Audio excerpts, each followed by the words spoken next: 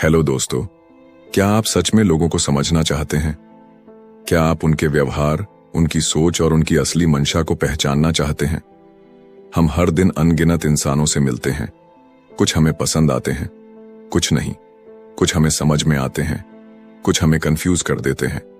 लेकिन क्या आपने कभी सोचा है कि इंसान आखिर बिहेव कैसे करते हैं?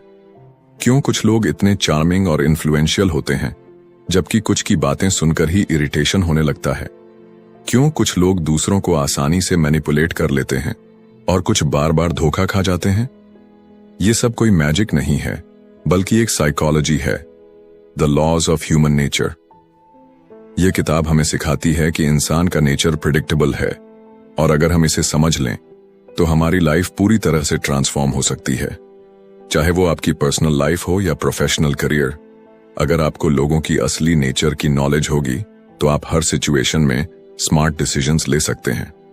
इस किताब के ऑथर रॉबर्ट ग्रीन हैं, जो अपनी डीप रिसर्च और पावरफुल स्टोरी टेलिंग के लिए जाने जाते हैं।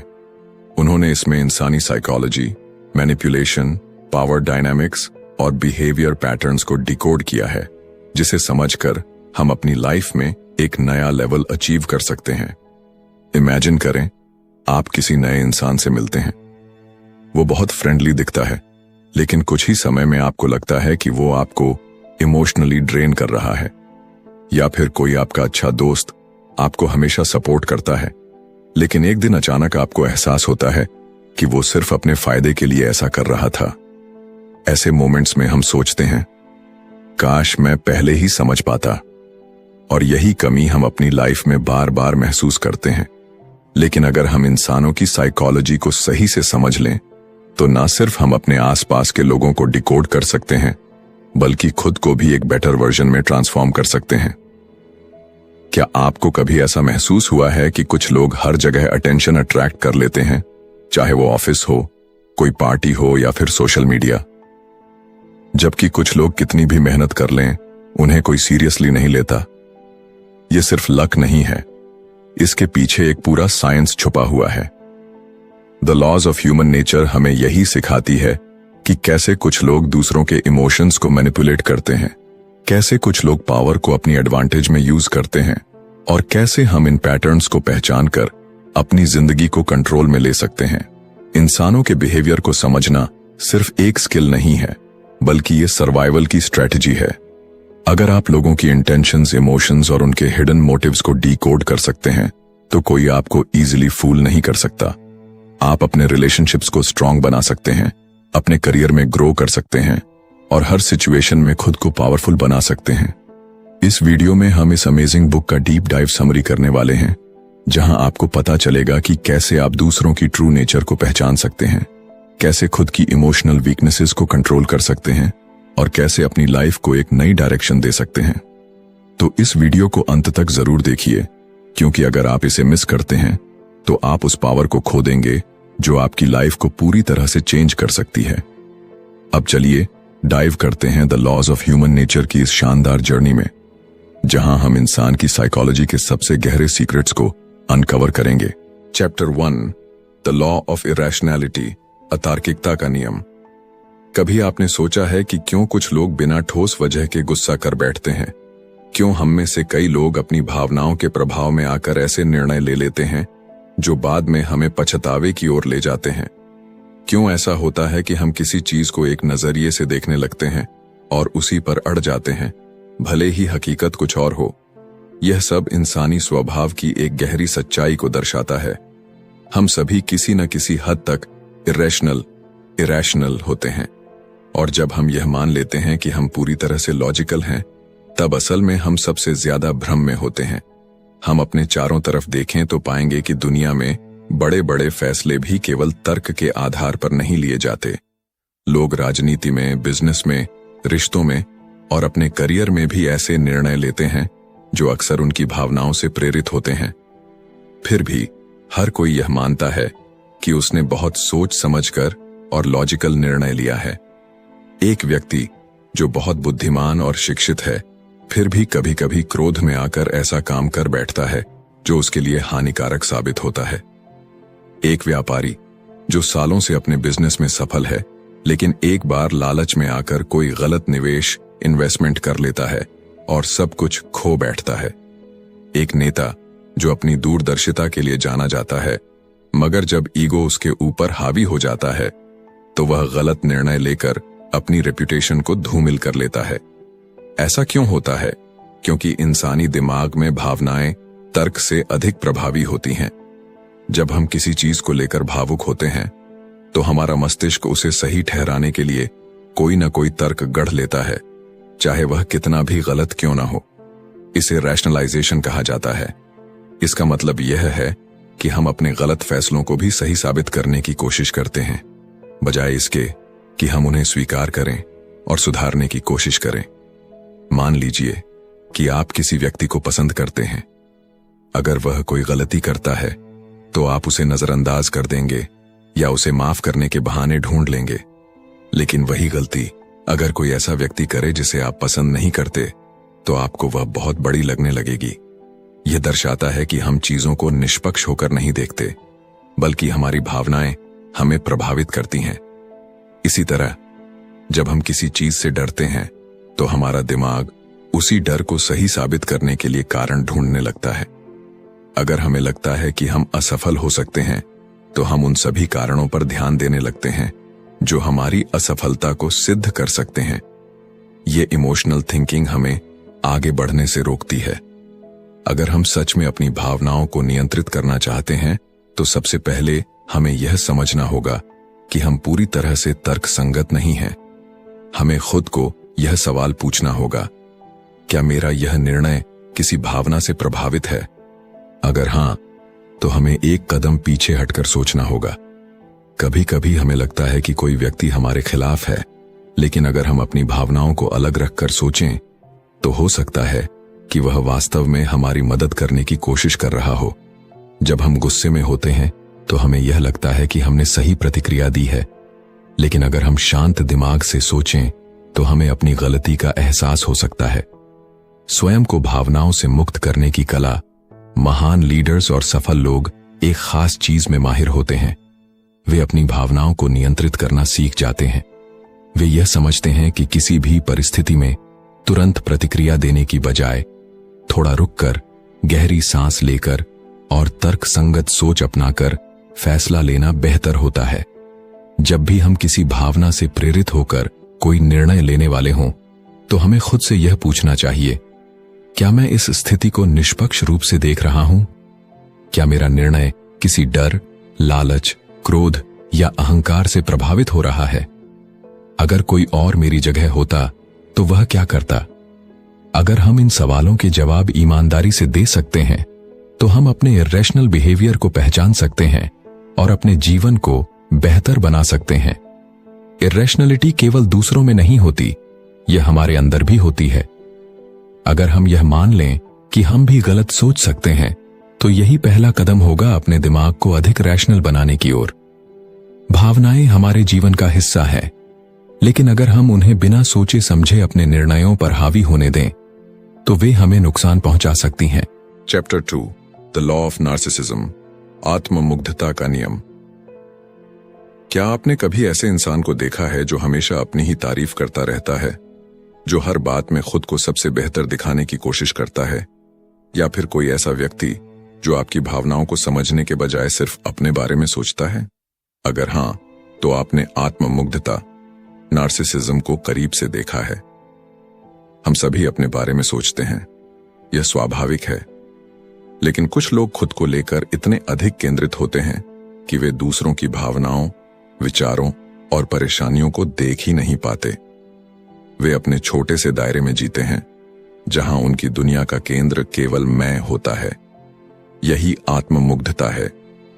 अगर आप ध्यान दें तो पाएंगे कि ऐसे लोग हमेशा अपने बारे में बात करते हैं।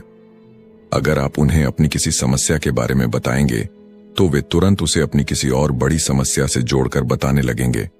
उन्हें इस बात से फर्क नहीं पड़ता कि आप कैसा महसूस कर रहे हैं, क्योंकि उनके लिए सबसे जरूरी चीज उनकी खुद की छवि होती है।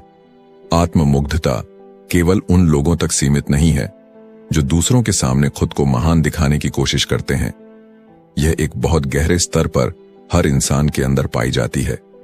हम सब किसी न किसी रूप में आत्ममुग्ध होते हैं। जब कोई हमारी तारीफ करता है तो हमें अच्छा लगता है, जब कोई हमारी आलोचना करता है तो हमें बुरा लगता है। लेकिन जो लोग पूरी तरह से आत्ममुग्ध होते हैं वे इस भावना को अपनी पूरी पहचान बना लेते हैं। उनके लिए दुनिया केवल उन्हीं के इर्द गिर्द घूमती है। बचपन में हर बच्चा स्वाभाविक रूप से आत्मकेंद्रित होता है। एक छोटे बच्चे के लिए उसकी दुनिया बस वही होती है। वह यह नहीं समझ पाता कि उसके माता पिता भी थक सकते हैं या परेशान हो सकते हैं। लेकिन जैसे जैसे हम बड़े होते हैं हमें दूसरों की भावनाओं को समझने की क्षमता, एम्पैथी विकसित करनी चाहिए। हमें यह सीखना चाहिए कि हर कोई अपनी परेशानियों और खुशियों के साथ जी रहा है और हम अकेले इस दुनिया के केंद्र में नहीं हैं। लेकिन कुछ लोग इस बदलाव से नहीं गुजरते। वे उसी आत्मकेंद्रित सोच के साथ बड़े होते हैं। यह कई कारणों से हो सकता है। शायद उनके माता पिता ने उन्हें हमेशा यह महसूस कराया कि वे खास हैं, कि वे दूसरों से बेहतर हैं, या फिर हो सकता है कि वे अपने बचपन में उपेक्षित, निग्लेक्टेड रहे हों और इसलिए वे अब दुनिया से वही प्यार और ध्यान पाने की कोशिश कर रहे हों जो उन्हें पहले नहीं मिला। कुछ लोग अपने जीवन के संघर्षों से इतनी गहराई से प्रभावित होते हैं कि वे हर चीज को अपने दर्द के चश्मे से देखने लगते हैं। अगर वे किसी कठिन समय से गुजरे हैं तो उन्हें यह महसूस होता है कि दुनिया उनके साथ अन्याय कर रही है और इसलिए वे अपने दुख को बाकी सभी चीजों से ऊपर रखते हैं। वे यह भूल जाते हैं कि हर इंसान के जीवन में संघर्ष होता है। आत्ममुग्ध व्यक्ति की पहचान करना मुश्किल नहीं है। वे अक्सर अपनी ही कहानियां सुनाने में व्यस्त रहते हैं। वे आपकी बातों को काटकर अपनी बात रखना पसंद करते हैं। अगर आप उन्हें कोई सुझाव दें तो वे उसे नजरअंदाज कर देंगे या फिर इसे ऐसे लेंगे जैसे आप उनकी आलोचना कर रहे हों। उन्हें लगातार प्रशंसा, वैलिडेशन की जरूरत होती है और अगर वे इसे नहीं पाते तो वे चिढ़ जाते हैं। वे खुद को दुनिया से अलग और विशेष मानते हैं। उन्हें लगता है कि उन्हें हमेशा दूसरों से बेहतर ट्रीटमेंट मिलना चाहिए। अगर कोई उनकी तारीफ करता है तो वे उसे पसंद करते हैं, लेकिन अगर कोई उनकी गलतियों को उजागर करे तो वे तुरंत रक्षात्मक, डिफेंसिव हो जाते हैं या उस व्यक्ति को अपना दुश्मन मान लेते हैं। आत्ममुग्धता का सबसे खतरनाक पहलू यह है कि यह इंसान के रिश्तों को बर्बाद कर सकती है। एक आत्ममुग्ध व्यक्ति कभी भी किसी रिश्ते में बराबरी का संतुलन, बैलेंस बनाए नहीं रख सकता, क्योंकि उनके लिए सबसे जरूरी चीज केवल खुद की छवि होती है। वे अपने पार्टनर की भावनाओं को नहीं समझते और अपने दोस्तों से भी सिर्फ उतना ही रिश्ता रखते हैं जितना उनके लिए फायदेमंद हो। सच्चाई यह है कि आत्ममुग्धता एक स्पेक्ट्रम पर होती है। हर इंसान के अंदर थोड़ा बहुत आत्ममुग्धता का भाव होता है, लेकिन कुछ लोग इस स्तर तक पहुंच जाते हैं कि वे दूसरों के लिए जहरीले, टॉक्सिक बन जाते हैं। वे केवल अपनी दुनिया में जीते हैं और बाकी सबको अपनी जरूरतों के हिसाब से इस्तेमाल करते हैं। अगर हम सच में खुद को आत्ममुग्धता से बचाना चाहते हैं तो हमें यह समझना होगा कि हम अकेले इस दुनिया में नहीं हैं। हमें दूसरों की भावनाओं और जरूरतों को भी उतना ही महत्व देना होगा जितना हम अपनी भावनाओं को देते हैं। पहला कदम यह स्वीकार करना है कि हम भी कभी कभी आत्ममुग्ध होकर सोचते हैं।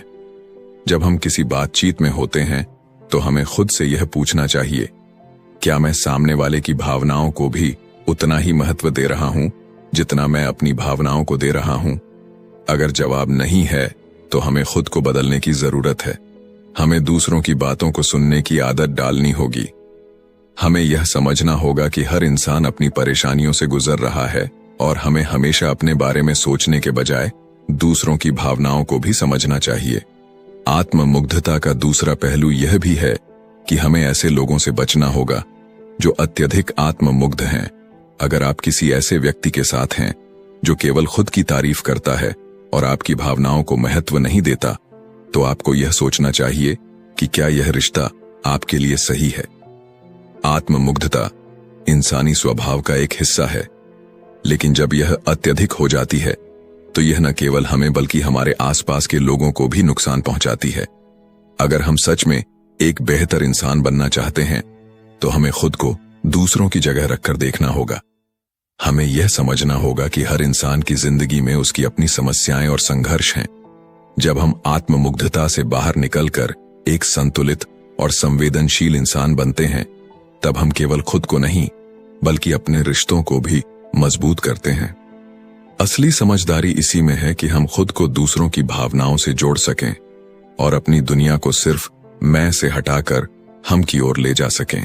Chapter 3, the law of role playing, भूमिका निभाने का नियम। क्या आपने कभी सोचा है कि लोग असल में वैसे नहीं होते जैसे वे दिखते हैं? हम में से हर कोई एक भूमिका निभा रहा है, एक ऐसा चेहरा दिखा रहा है जो समाज को स्वीकार्य हो, जो लोगों को पसंद आए। लेकिन क्या होगा अगर हम इस खेल को समझ जाएं और इसे अपने पक्ष में इस्तेमाल करना सीख लें? हम एक ऐसी दुनिया में रहते हैं जहां लोग हमेशा अपने वास्तविक रूप को छुपाने की कोशिश करते हैं। वे वह चेहरा नहीं दिखाते जो वे सच में हैं, बल्कि वह दिखाते हैं जो उन्हें दूसरों को प्रभावित करने के लिए जरूरी लगता है। समाज में हर व्यक्ति एक रोल निभा रहा होता है, एक ऐसा किरदार जिसे वह खुद ने चुना है या जिसे परिस्थितियों ने उसे निभाने पर मजबूर कर दिया है। आप किसी भी पेशे को देख लें, एक राजनेता जनता को प्रभावित करने के लिए एक अलग चेहरा अपनाता है। एक अभिनेता केवल पर्दे पर नहीं बल्कि असल जिंदगी में भी एक भूमिका निभाता है। एक बिजनेसमैन अपने ग्राहकों के सामने हमेशा आत्मविश्वास से भरा हुआ दिखता है, भले ही अंदर से वह डरा हुआ हो। हम सभी जाने अनजाने इस खेल का हिस्सा हैं। जब हम किसी नए व्यक्ति से मिलते हैं तो हम उसके वास्तविक स्वभाव को नहीं देखते। हम उसकी मुस्कान, उसके शब्दों और उसके हाव भाव, बॉडी लैंग्वेज को देखते हैं। हमें लगता है कि वही उसका असली रूप है, लेकिन अक्सर यह केवल एक मुखौटा, मास्क होता है। लोग अपने अंदर छिपी असलियत को बाहर नहीं आने देते, क्योंकि वे डरते हैं कि अगर दुनिया ने उन्हें उनकी असली पहचान में देख लिया तो शायद उन्हें स्वीकार नहीं किया जाएगा। हर इंसान का असली स्वभाव तभी दिखता है जब वह अकेला होता है।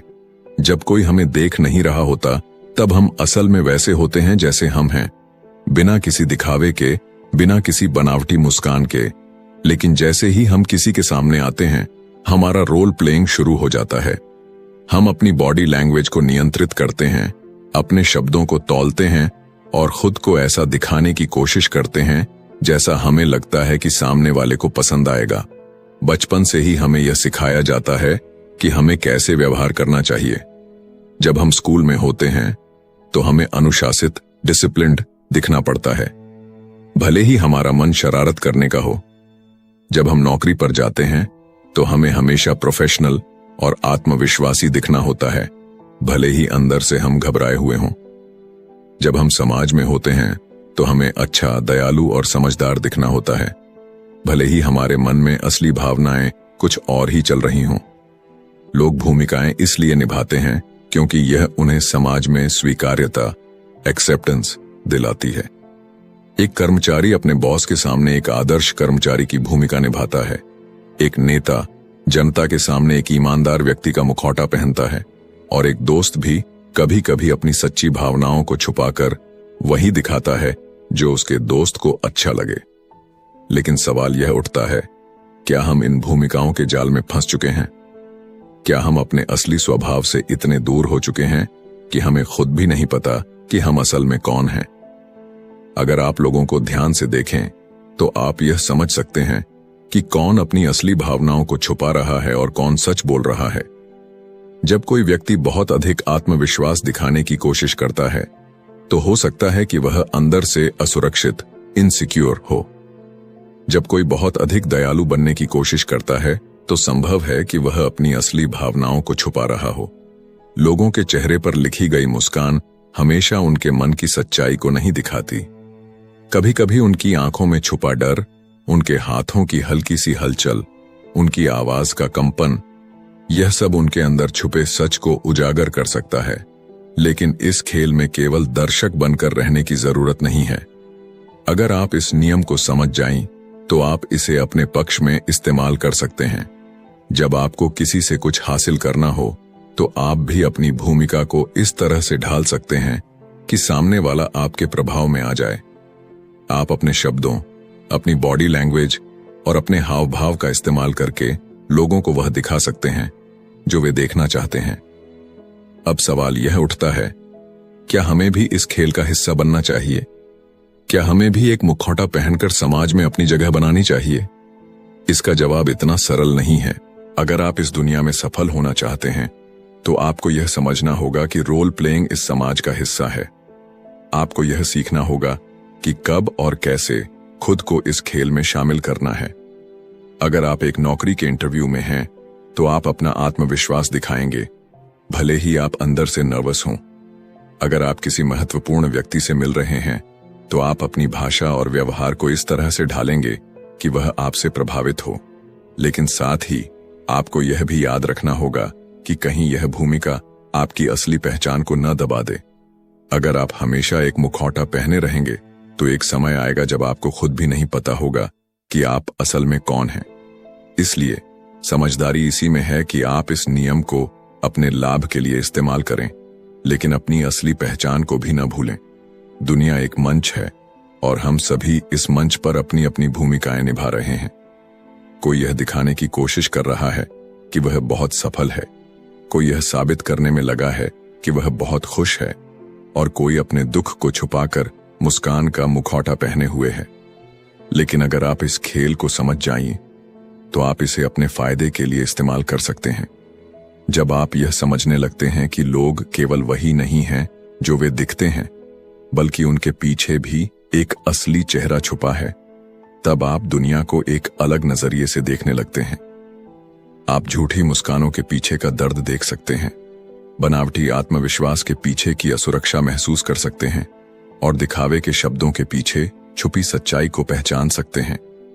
इसलिए अगली बार जब आप किसी से मिलें तो केवल उसकी कही हुई बातों पर ध्यान न दें, बल्कि यह भी समझने की कोशिश करें कि वह किस भूमिका को निभा रहा है। और सबसे जरूरी बात, इस दुनिया में अपनी भूमिका को इस तरह निभाएं कि आप खुद को भी न भूलें, क्योंकि असली जीत इसी में है कि आप दुनिया के इस खेल को खेलें, लेकिन अपनी असल पहचान को खोए बिना। Chapter 4, the law of envy, ईर्ष्या का नियम। क्या आपने कभी महसूस किया है कि जब कोई आपके आसपास सफल होता है तो आपको खुशी कम और बेचैनी ज्यादा होती है? क्या आप कभी अपने ही किसी दोस्त की तरक्की देखकर असहज महसूस करने लगते हैं? यह कोई मामूली भावना नहीं है, बल्कि यह ईर्ष्या, एनवी है, एक ऐसा जहर जो इंसान के मन को धीरे धीरे खा जाता है। हम इंसान अपने स्वभाव से ही एक दूसरे की तुलना करने के आदी हैं। जब हम किसी को खुद से आगे बढ़ते देखते हैं तो हमारे मन में दो तरह की भावनाएं जन्म लेती हैं। या तो हम उनकी सफलता से प्रेरित होते हैं, या फिर अंदर ही अंदर जलने लगते हैं। ईर्ष्या कोई नई चीज नहीं है, यह उतनी ही पुरानी है जितनी कि इंसान की सभ्यता। इतिहास में देखें तो पाएंगे कि सबसे बड़े युद्ध, षड्यंत्र और धोखाधड़ी के पीछे अक्सर ईर्ष्या ही रही है। कई बार ईर्ष्या इतनी गहरी होती है कि हम इसे पहचान भी नहीं पाते। हम सोचते हैं कि किसी की सफलता हमें प्रभावित नहीं करती, लेकिन जब वही व्यक्ति हमसे आगे निकल जाता है तो हमारे अंदर एक अजीब सी बेचैनी शुरू हो जाती है। हम खुद से सवाल पूछते हैं, मैं क्यों नहीं, मेरे पास यह क्यों नहीं, उसने ऐसा क्या किया जो मैं नहीं कर सका। और यहीं से शुरू होता है ईर्ष्या का खेल। ईर्ष्या का सबसे खतरनाक पहलू यह है कि यह धीरे धीरे हमारे व्यक्तित्व को अंदर से खोखला कर देती है। यह हमें दूसरों की उपलब्धियों पर ध्यान देने और अपनी खुद की क्षमता को नजरअंदाज करने के लिए मजबूर कर देती है। हम अपने लक्ष्यों से भटक जाते हैं क्योंकि हमारा पूरा ध्यान इस पर होता है कि दूसरा व्यक्ति क्या कर रहा है और हमें उससे आगे कैसे निकलना है। अगर हम अपने आसपास ध्यान दें तो पाएंगे कि लोग ईर्ष्या को अलग अलग तरीकों से व्यक्त करते हैं। कुछ इसे खुले तौर पर दिखाते हैं, वे आपकी सफलता को कम आंकेंगे, आपको नीचा दिखाने की कोशिश करेंगे, या आपकी उपलब्धियों को सिर्फ किस्मत कहकर टाल देंगे। लेकिन कुछ लोग इसे छुपा लेते हैं, वे आपकी तारीफ तो करेंगे, लेकिन उनकी आंखों और शब्दों में एक छुपा हुआ दर्द होगा। वे आपकी मदद करने का दिखावा तो करेंगे, लेकिन अंदर ही अंदर चाहेंगे कि आप असफल हो जाएं। ईर्ष्या केवल व्यक्तिगत जीवन तक सीमित नहीं है, यह कार्यस्थलों में, दोस्ती में, रिश्तों में और यहां तक कि परिवारों में भी देखने को मिलती है। अक्सर भाई बहनों में, सहकर्मियों में, यहां तक कि सबसे करीबी दोस्तों में भी यह भावना पनपती है। किसी का प्रमोशन हो जाए किसी को एक अच्छा जीवन साथी मिल जाए, कोई अपनी पसंद का करियर बना ले, बस यही वो क्षण होते हैं जब ईर्ष्या चुपके से हमारे मन में जगह बना लेती है। लेकिन क्या ईर्ष्या को पूरी तरह से खत्म किया जा सकता है? शायद नहीं, क्योंकि यह इंसानी स्वभाव का हिस्सा है। लेकिन इसे नियंत्रित जरूर किया जा सकता है। अगर हम समझ जाएं कि ईर्ष्या हमें हमारी खुद की क्षमता से भटकाने का काम करती है, तो हम इसे अपने फायदे के लिए इस्तेमाल कर सकते हैं। ईर्ष्या को नकारात्मक भावना बनाने के बजाय इसे प्रेरणा का स्रोत बनाया जा सकता है। अगर कोई हमसे बेहतर कर रहा है तो हम उससे सीख सकते हैं, न कि उससे जल सकते हैं। दुनिया में जो लोग सफल हुए हैं, वे केवल अपनी मेहनत की वजह से नहीं, बल्कि इसलिए भी सफल हुए हैं क्योंकि उन्होंने अपनी ईर्ष्या को सकारात्मक दिशा में मोड़ दिया। उन्होंने दूसरों की सफलता से सीखने की आदत डाली, न कि उसे देखकर खुद को कोसने की। इसलिए अगली बार जब आप किसी की सफलता देखकर असहज महसूस करें, तो खुद से यह सवाल पूछें, क्या मैं इस भावना को अपने विकास के लिए इस्तेमाल कर सकता हूं? अगर हां, तो इसे प्रेरणा बनाइए, और अगर नहीं, तो इसे तुरंत अपने मन से निकाल दीजिए। क्योंकि ईर्ष्या में जलते रहने से कोई आगे नहीं बढ़ता, बल्कि जो इसे पहचान कर काबू कर लेता है, वही असली विजेता होता है। Chapter 5, the law of aggression, आक्रामकता का नियम। क्या आपको कभी ऐसा महसूस हुआ है कि कोई आपके खिलाफ चुपचाप साजिश रच रहा है? क्या आप कभी किसी व्यक्ति के मीठे शब्दों के पीछे छिपे गुस्से और जलन को महसूस कर पाए हैं? दुनिया में हर इंसान आक्रामकता, एग्रेशन को अलग अलग रूपों में जीता और व्यक्त करता है। कुछ इसे खुलकर दिखाते हैं, तो कुछ इसे मुस्कान के पीछे छिपा लेते हैं। लेकिन एक बात तय है, आक्रामकता हमारे जीवन का हिस्सा है, और इसे समझना हमारी सबसे बड़ी ताकत हो सकती है। आक्रामकता को अक्सर गलत समझा जाता है। जब हम इस शब्द को सुनते हैं, तो हमारे दिमाग में हिंसा, गुस्सा और शारीरिक संघर्ष की छवि बनती है। लेकिन असली आक्रामकता हमेशा इतनी सीधी नहीं होती। यह कई बार बहुत सूक्ष्म, सटल और छुपी हुई होती है।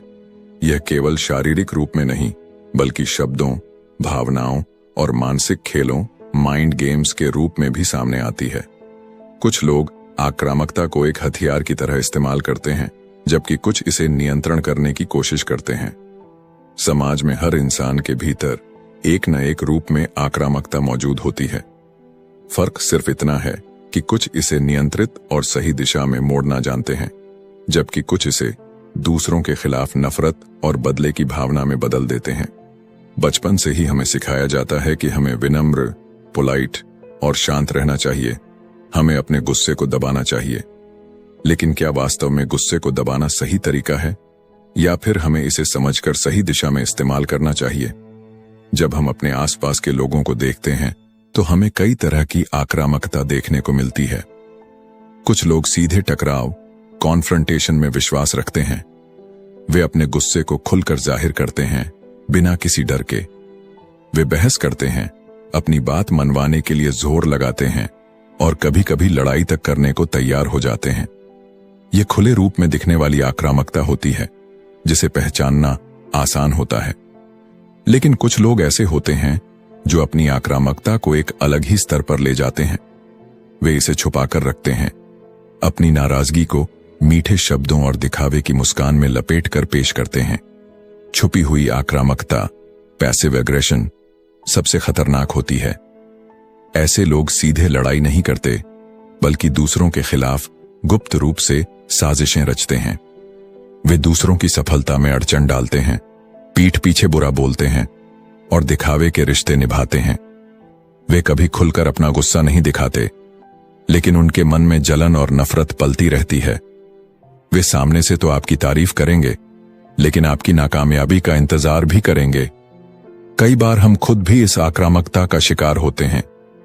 जब हमें दबाया जाता है, जब हमें अनदेखा किया जाता है, जब हमारी मेहनत का श्रेय कोई और ले लेता है, तब हमारे अंदर भी आक्रामकता जन्म लेती है। लेकिन सवाल यह है कि हम इसे कैसे व्यक्त करते हैं। क्या हम इसे सही दिशा में मोड़ते हैं, या इसे अपने ऊपर हावी होने देते हैं? जो लोग आक्रामकता को समझ जाते हैं और इसे नियंत्रित कर लेते हैं, वे समाज में अपनी एक मजबूत पहचान बना पाते हैं। इतिहास में जितने भी महान नेता, बिजनेसमैन और प्रभावशाली लोग हुए हैं, उन्होंने अपनी आक्रामकता को सही दिशा में मोड़ने की कला सीख ली थी। वे अपने गुस्से और आक्रामक ऊर्जा को नष्ट करने के बजाय इसे अपने लक्ष्यों को पाने में लगाते थे। उन्होंने टकराव से बचने के बजाय उसका सामना करना सीखा। आक्रामकता को पूरी तरह खत्म करना संभव नहीं है, क्योंकि यह हमारे अंदर स्वाभाविक रूप से मौजूद होती है, लेकिन इसे समझकर, इसे सही दिशा में इस्तेमाल करके हम इसे अपनी ताकत बना सकते हैं।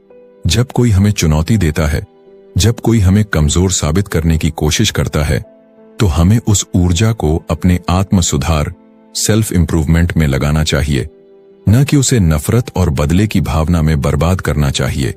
इसीलिए अगली बार जब आपको अपने भीतर गुस्से की लहर महसूस हो, तो खुद से पूछें, क्या मैं इसे बेकार की लड़ाई में बर्बाद करने वाला हूं, या इसे अपनी सफलता का हथियार बनाने वाला हूं? क्योंकि आक्रामकता को नियंत्रित करने वाला व्यक्ति ही असली विजेता होता है। Chapter 6, the law of conformity, भीड़ का अनुसरण करने का नियम। क्या आपने कभी खुद को किसी भीड़ का हिस्सा बनते हुए पाया है, बिना यह सोचे कि आप सच में ऐसा क्यों कर रहे हैं? क्या आपने कभी किसी ट्रेंड को सिर्फ इसलिए अपनाया है क्योंकि बाकी सब वही कर रहे थे?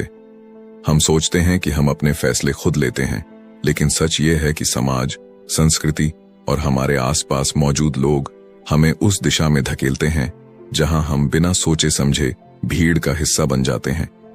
यह एक अदृश्य ताकत है जो हमारी सोच, हमारी पसंद और यहां तक कि हमारे सपनों को भी नियंत्रित करती है। हम इंसान सामाजिक प्राणी, सोशल बीइंग्स हैं।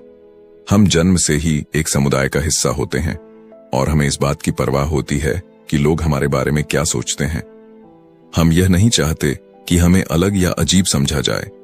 इसी वजह से कई बार हम अपने असली विचारों और इच्छाओं को दबाकर वही रास्ता चुनते हैं जो बाकी सब ने चुना है। यह भीड़ के प्रभाव, हर्ड मेंटालिटी का सबसे बड़ा उदाहरण है।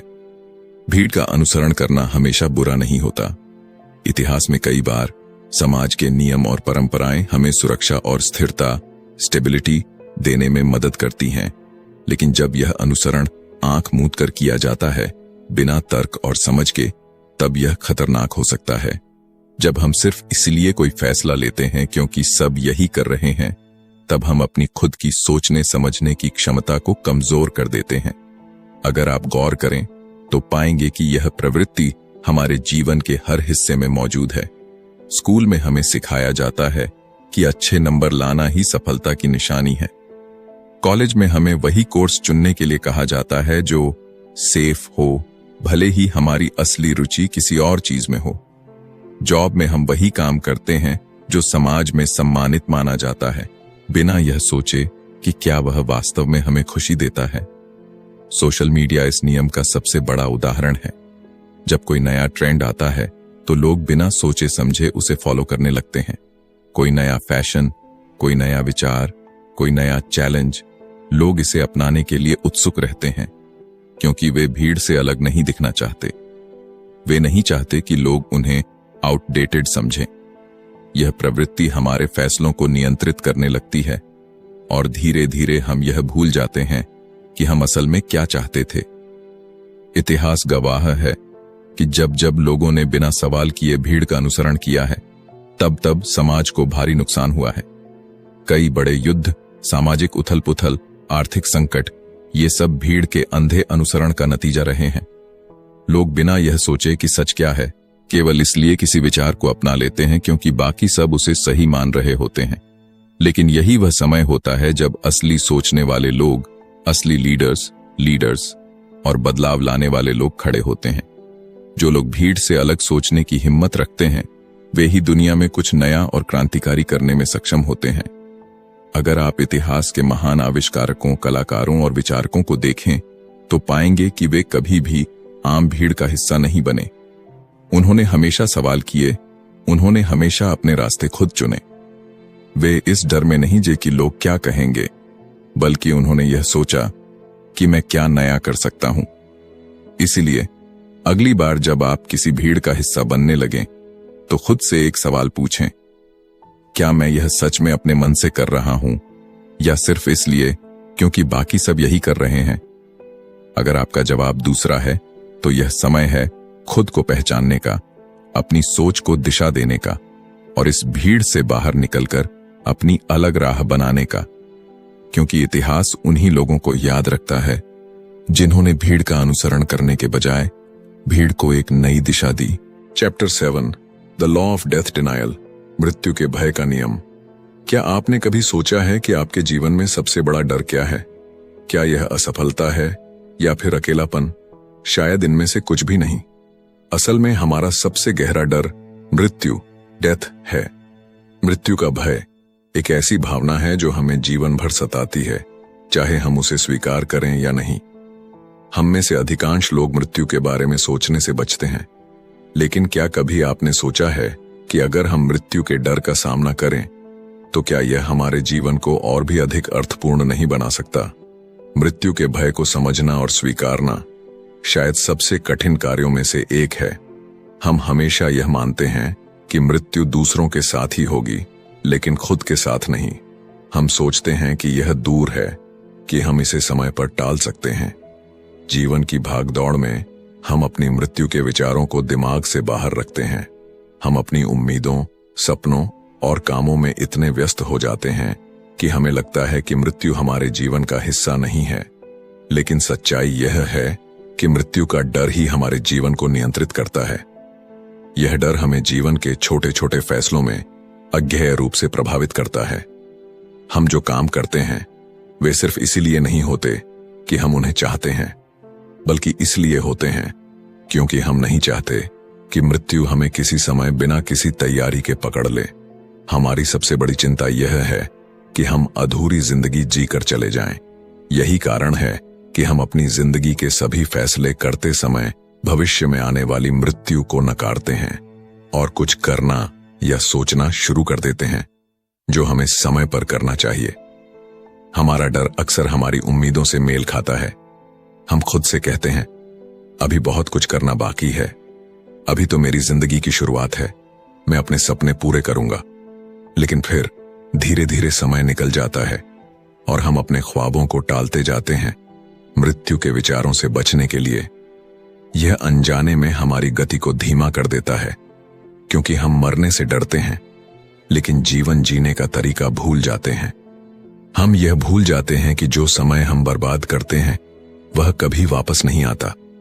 हम सभी ने कभी न कभी अपने अंदर मृत्यु का डर महसूस किया होगा। जब किसी करीबी की मौत होती है तो हमें लगता है कि हमें भी ऐसा ही होना है। उस क्षण में हम महसूस करते हैं कि जीवन कितनी नाजुक चीज है और हम कितनी जल्दी इसे खो सकते हैं। हम जो अपनी पूरी जिंदगी में नहीं करते, वही एक पल में सोचते हैं, अगर मेरी भी मृत्यु हो जाए तो क्या होगा? यह डर केवल इंसान की मानसिक स्थिति को प्रभावित नहीं करता, बल्कि हमारी पूरी जीवन शैली को भी बदल देता है। लेकिन मृत्यु के इस डर का एक और पहलू है जो शायद हम समझ नहीं पाते। यह डर हमें उस दिशा में प्रेरित करता है जहां हम अपने जीवन का मूल्य समझ सकते हैं। जब हमें मृत्यु के विचारों का सामना होता है तो हमें एहसास होता है कि जीवन सीमित है और हर पल कीमती है। मृत्यु के डर से न केवल हम बचने की कोशिश करते हैं, बल्कि यह हमें खुद से सवाल करने का मौका देता है, मैं क्या कर रहा हूं? क्या मैं सही दिशा में जा रहा हूं? दूसरी ओर, जो लोग मृत्यु को नकारते हैं वे जीवन को खाली महसूस करते हैं। वे न केवल अपने जीवन के उद्देश्य से भटकते हैं, बल्कि हर कदम पर वह भय महसूस करते हैं कि उनका जीवन अधूरा रह जाएगा। वे समय का सदुपयोग नहीं कर पाते क्योंकि उन्हें लगता है कि मृत्यु कभी दूर नहीं जाती। वे बिना किसी लक्ष्य के, बिना किसी उद्देश्य के अपना जीवन जीते जाते हैं। लेकिन असली समझ यह है कि जब हम मृत्यु के डर का सामना करते हैं और इसे स्वीकार करते हैं तो हम अपने जीवन को पूरी तरह से जी सकते हैं। हम हर दिन को इतना मूल्यवान बना सकते हैं कि हमें यह न लगे कि हमने अपनी जिंदगी खो दी। जब हम मृत्यु को नकारने के बजाय उसे एक सच्चाई के रूप में स्वीकार करते हैं तो हमें अपने जीवन की वास्तविकता को समझने का अवसर मिलता है। हम अपनी सीमाओं, अपनी शक्तियों और अपनी कमजोरियों को पहचानते हैं। जब हम मृत्यु को स्वीकार करते हैं तो हम जीवन को पूरी तरह से जीने का साहस पाते हैं। यह हमें अपने सपनों का पीछा करने, अपने डर को पार करने और जीवन के हर पल को सच्चे दिल से जीने की प्रेरणा देता है। मृत्यु को स्वीकार करने का मतलब यह नहीं है कि हम इसे जल्द ही अपनाने की कोशिश करें, बल्कि इसका मतलब है कि हम अपने जीवन को अधिक अर्थपूर्ण और मूल्यवान बना सकते हैं। इसीलिए जब भी आपको मृत्यु का डर महसूस हो तो खुद से यह सवाल पूछें, क्या मैं इस डर को अपने जीवन को जीने के तरीके में एक प्रेरणा के रूप में बदल सकता हूं? पुस्तक के अंत में हम यह समझ पाते हैं कि मानव स्वभाव कितना जटिल और रहस्यमय है। हर व्यक्ति के अंदर गहरे दावे, इमोशंस और विचार चलते हैं जिनका पूरी तरह से अनुमान लगा पाना मुश्किल है। लेकिन जब हम इन नियमों को समझने लगते हैं तो हम न सिर्फ दूसरों के व्यवहार को बेहतर तरीके से समझ पाते हैं, बल्कि खुद को भी एक नई नजर से देख सकते हैं। ये नियम हमें आत्म जागरूकता, सेल्फ अवेयरनेस और संवेदनशीलता, एम्पैथी के महत्व को बताते हैं और हमें यह सिखाते हैं कि कैसे हम अपने और दूसरों के बीच के रिश्तों को और भी मजबूत और प्रभावशाली बना सकते हैं। हर व्यक्ति के अंदर आक्रामकता, ईर्ष्या, भय और अन्य छिपी हुई भावनाएं होती हैं। जब हम इन भावनाओं को पहचानते हैं और उन्हें समझते हैं तो हम अपनी जिंदगी में बेहतर फैसले ले सकते हैं और रिश्तों में कम गलतफहमियां पैदा कर सकते हैं। यही नहीं, इन मानव स्वभाव के नियमों को समझकर हम अपने व्यक्तिगत और पेशेवर जीवन में अधिक सफलता प्राप्त कर सकते हैं। जीवन में जिस तरह से हम दूसरों के साथ बर्ताव करते हैं वही हमें वापस मिलता है।